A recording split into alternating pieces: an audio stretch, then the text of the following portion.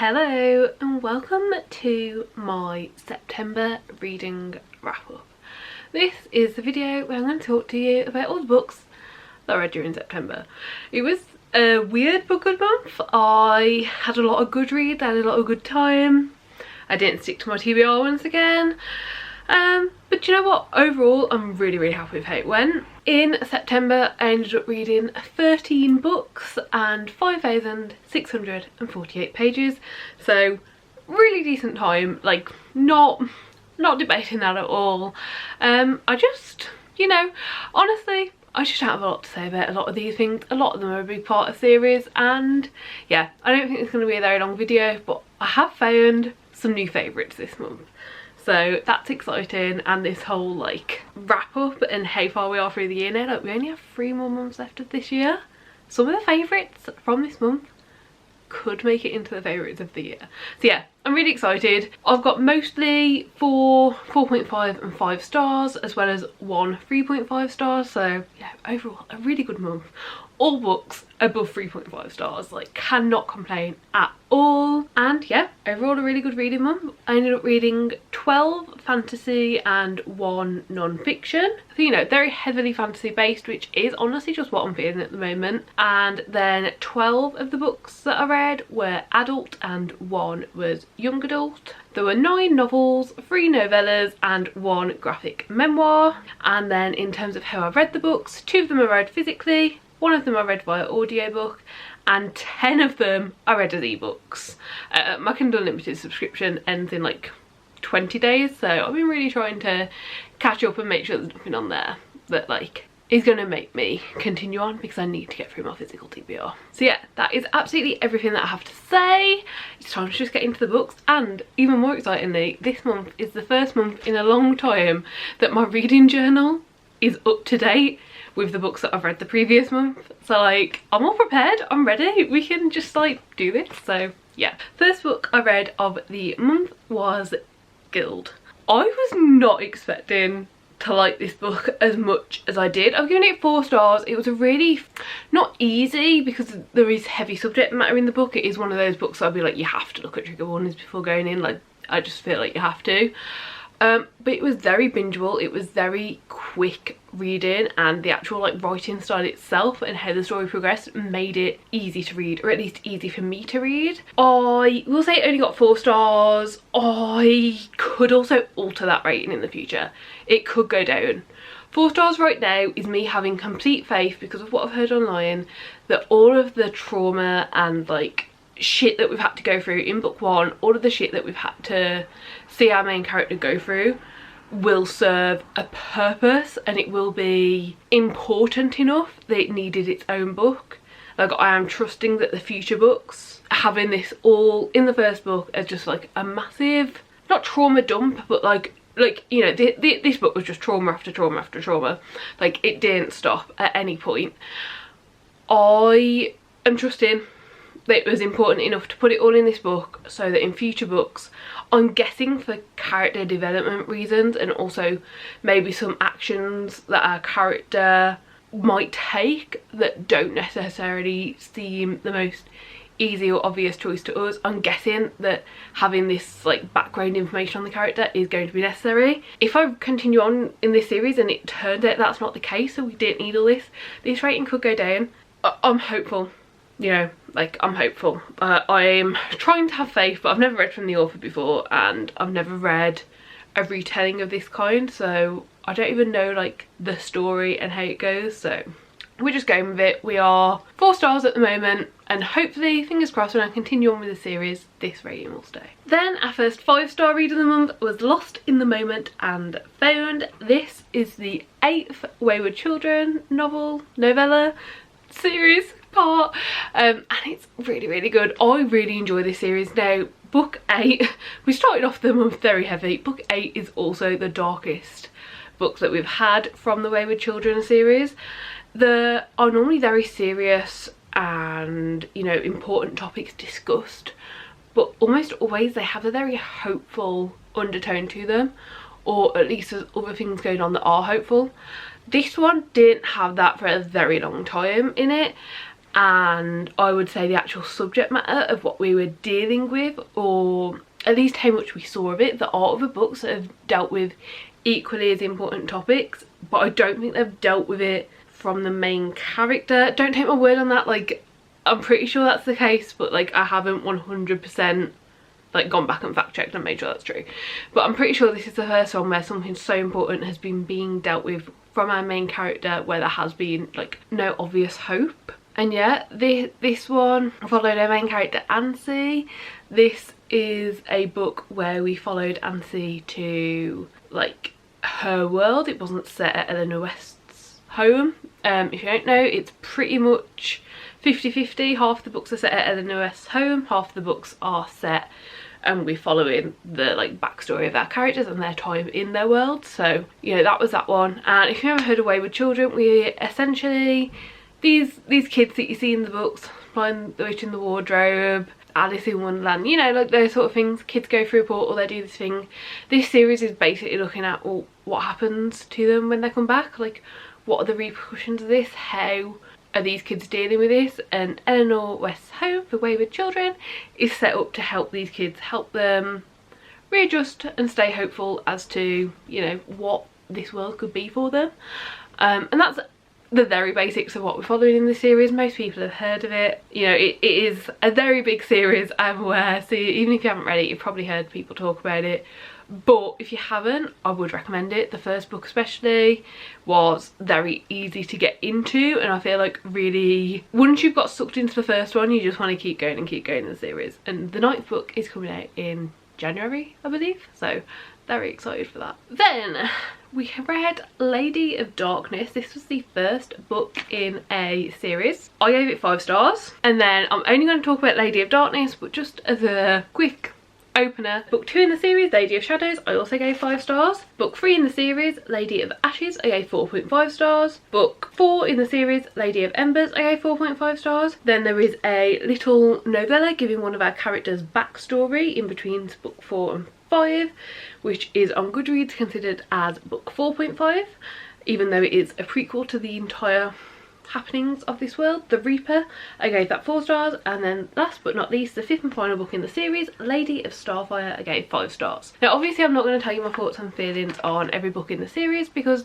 I couldn't do it without spoilers. But the first book, we follow our main character Scarlet, who is essentially, what we know going in is that she asks someone for help training, like training to fight, training to fight with a sword, and she gets this help, but that person doesn't know that they're not just training a like noble lady, and that she's in fact already an assassin.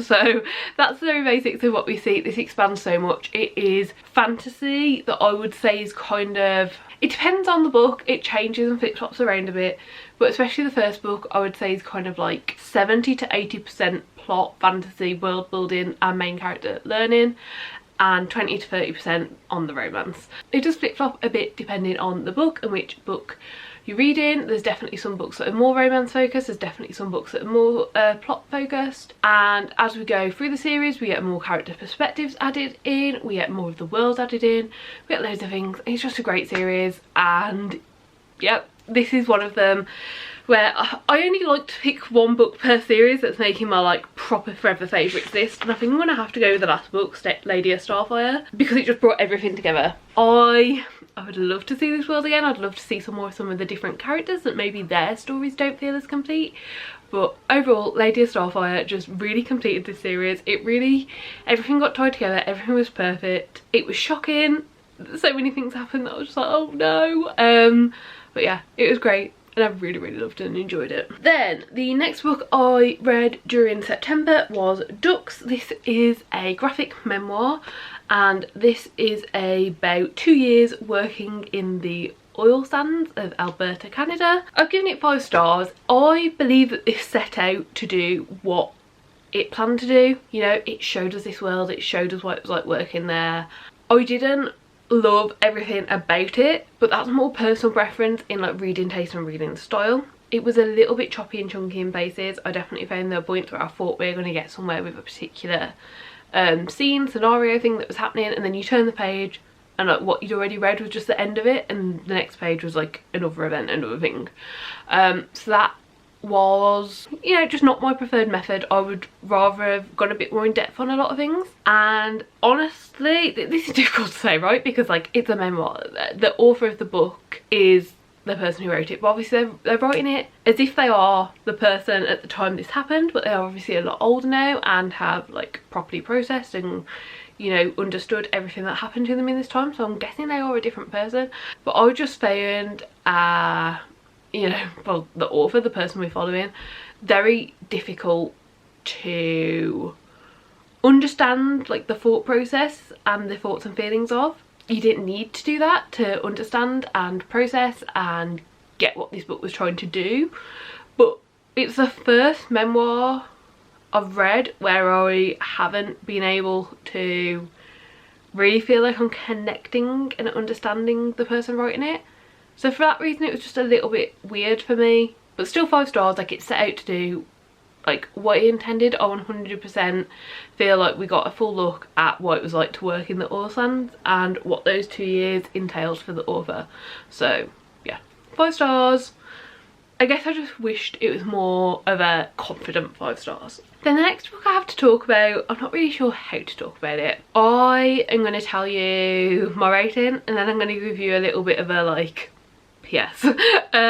So the book was Still Marian Summers. This was a very tiny little novella that is in the Stag and Hollow Chronicles. It is in between books 1 and book 2, but it's a prequel novella, so like the events of it actually take place before book 1, and we just get to see a bit more of one of our main characters. I gave it 4 stars.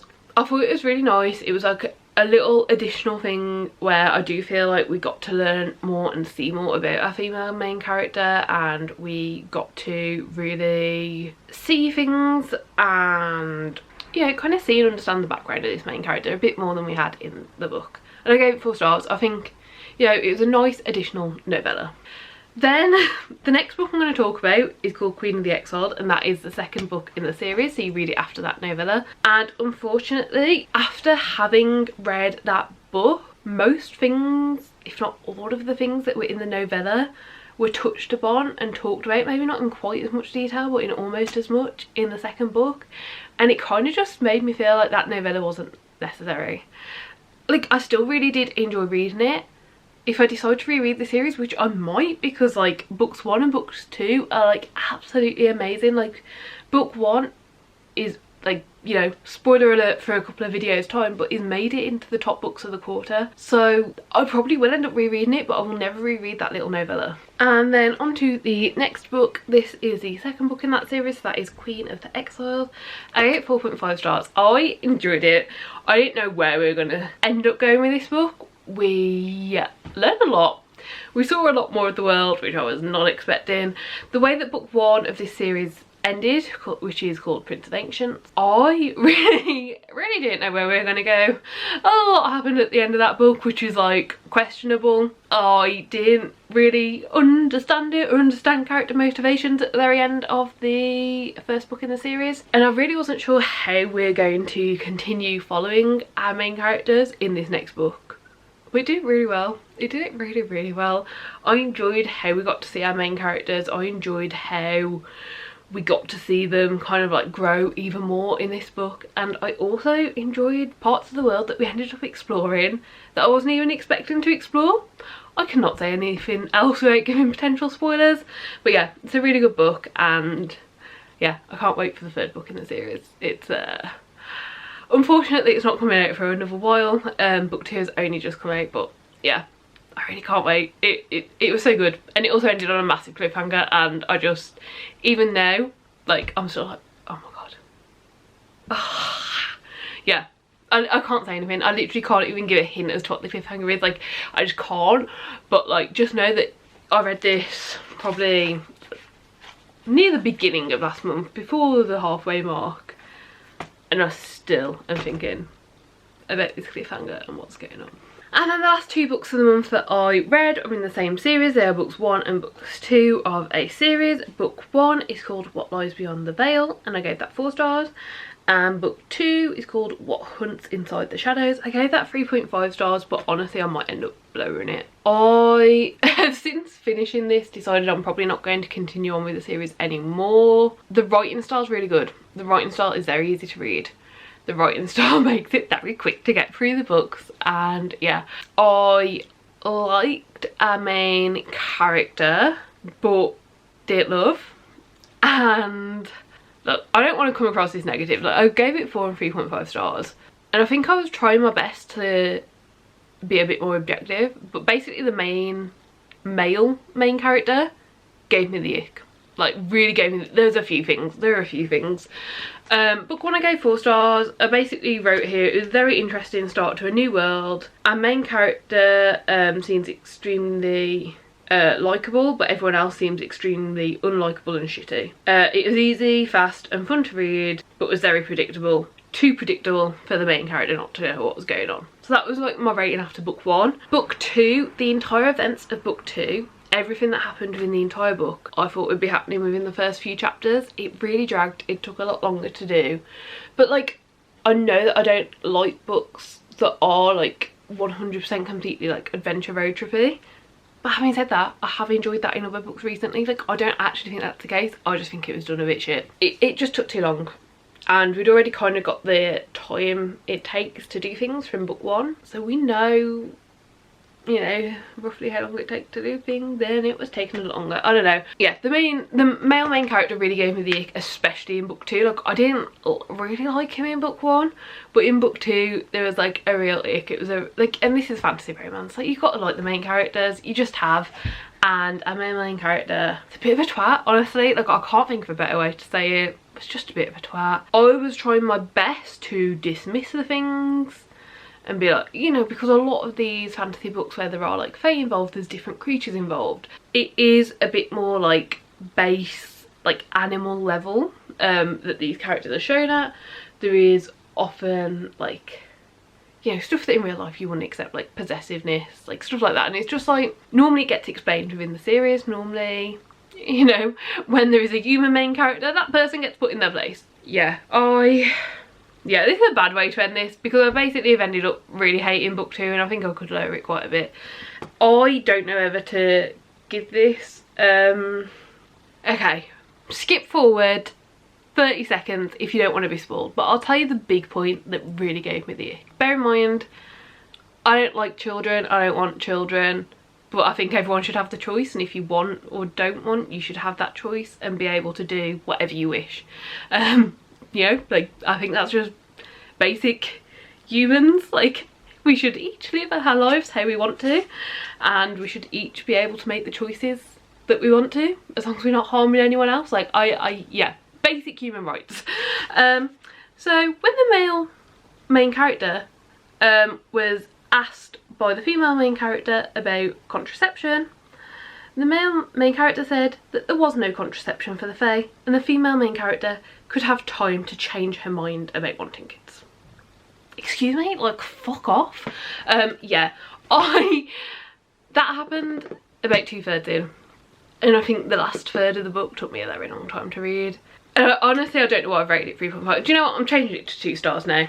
Yeah, I've decided. Do you know what? I really wasn't a fan. It's 2 stars. I'm going to change it. Basically, as soon as I finish filming this, I'll change it in here and change it on Goodreads, because, yeah, it's unacceptable. I don't like it. Hope you had a good reading month. Yeah, no, this was a really good reading month. It was just about ending. Like, it's cool. Like, I had a good time. I found potential new favourites. So, yeah. I do really hope that you did have a good reading month. Do let me know down below if there's any books that you read that you rated really highly that you think I should give a go.